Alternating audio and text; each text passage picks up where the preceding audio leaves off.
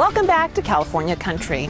You know, there are a lot of great reasons to visit San Francisco. The shopping, the views, the museums, but on top of most people's list is the food. And we found a great place to not only eat, but learn about some of the best food in California.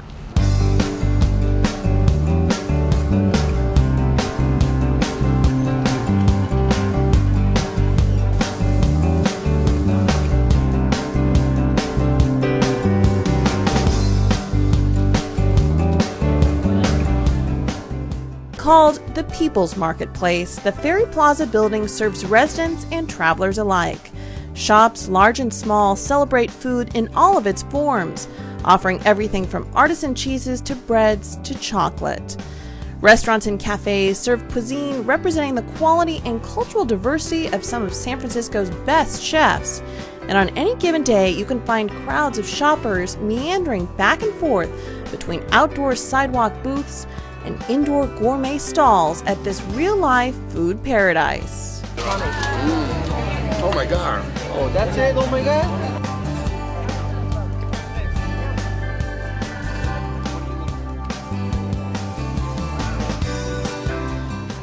But it wasn't always foodies that were attracted to this meal mecca, it was travelers. A century ago, the Ferry Building was just that, a ferry terminal for cross-country land and rail passengers.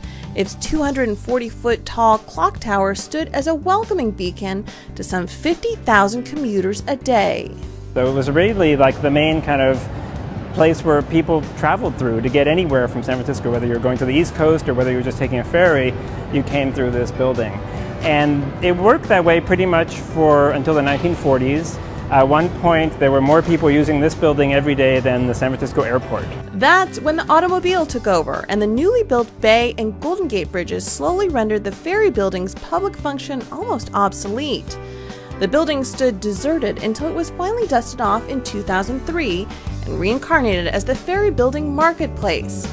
It quickly became San Francisco's 7-day-a-week cathedral of local gastronomy. Well, the idea was that it really would not be like a shopping mall, that it would be very much about San Francisco. It's meant to be like the living room for San Francisco, and that it would be about local producers, local food, the food of California. And so the idea really was to create a way for smaller vendors and farmers to actually sell and be able to have a shop or a store in the city, which they usually can't afford.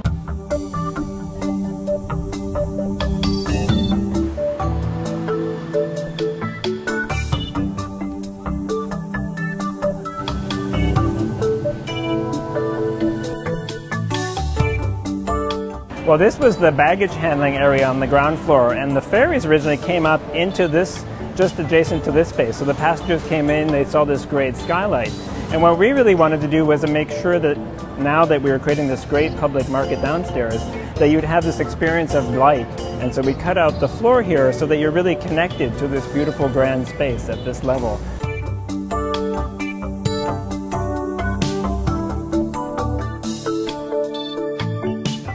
And at the center of this grand place is the food nexus known as the Ferry Plaza Farmers Market. Held every Tuesday and Saturday, it has become a favorite among local residents and world-class chefs, all looking to indulge in a little produce gluttony.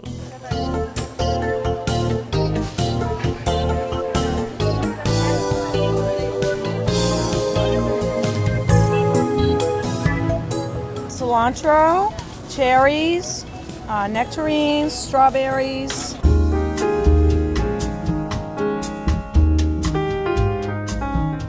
One of those farmers is Michelle Ross, who along with her husband Brandon operates the Ella Bella Farm near Watsonville.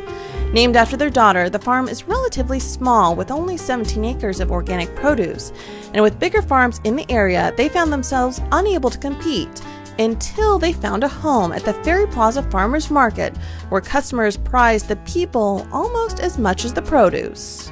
I get all my vegetables here every week. I come every Saturday and every Tuesday. And so it's fun when you see those connections being made and when you see the relationships, because it's really fascinating. Every week you see people returning, asking the farmer, well, how's the family doing? Well, what's going on at the farm right now?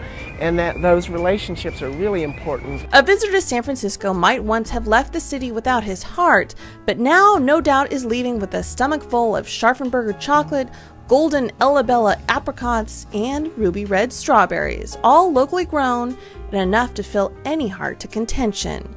And all thanks to a rare connection between the city and country. And out of nowhere, this whole, farm scene springs up, and all the people come, and it's just a great interaction because you're interacting with people that you don't, normally meet out on the farm or in Watsonville or whatever. And so you see people from all walks of life coming, and yeah, it's great. It's very gratifying to come to all the markets and see just the levels of interactions and the range of customers who have connected to the farmers markets.